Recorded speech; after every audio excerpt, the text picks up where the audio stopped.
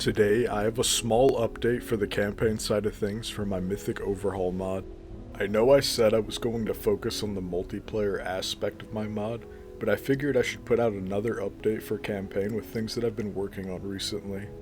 Alright, so if you've played my Overhaul mod, you might have noticed that a lot of the new weapons that I've ported had to creatively reuse a lot of Halo 3 base animations.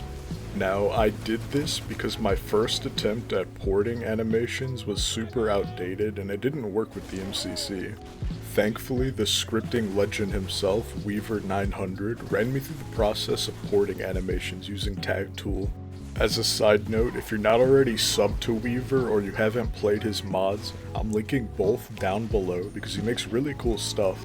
Okay, so let's get into the ported animations that I've done so far.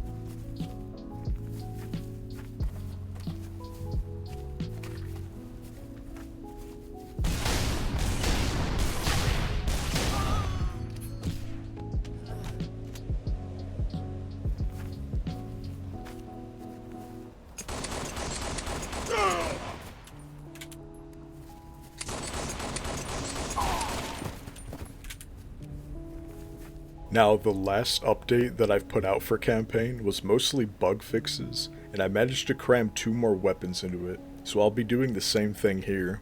First up is a variant of the concussion rifle, the Proto Plasmacaster, and if you couldn't tell, it is inspired by the Vengeful Vadam's Reach Evolved mod. I got the weapon to function as close to the Plasmacaster as I could. Pressing right trigger once will shoot an individual plasma grenade, but holding down the trigger will shoot a plasma grenade that explodes into a cluster of other plasma grenades.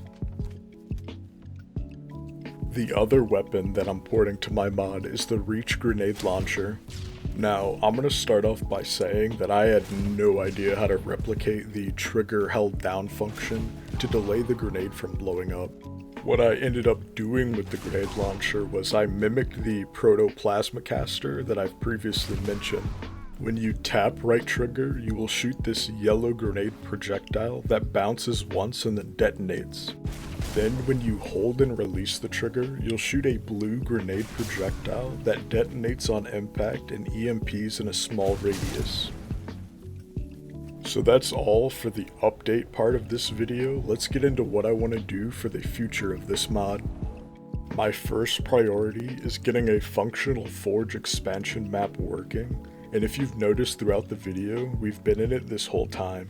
Now, the map itself is still pretty basic, but I have what you would expect on the map. You've got your fields, hills, cliffs, and a lake. I'm not the best when it comes to making a custom map in Blender, so yes, I know it looks extremely rough. That being said, I want to try to fill the Forge palette with Halo 2 Anniversary, Reach, and maybe Halo 4 objects. This map is going to be the ultimate sandbox for my mod.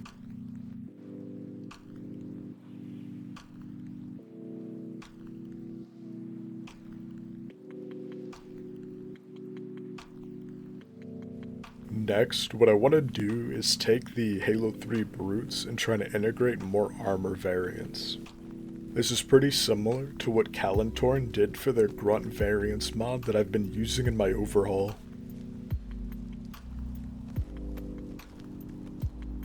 I've also done this with the Spartan biped that you're looking at right now, but down the line I want to do this with more bipeds as well.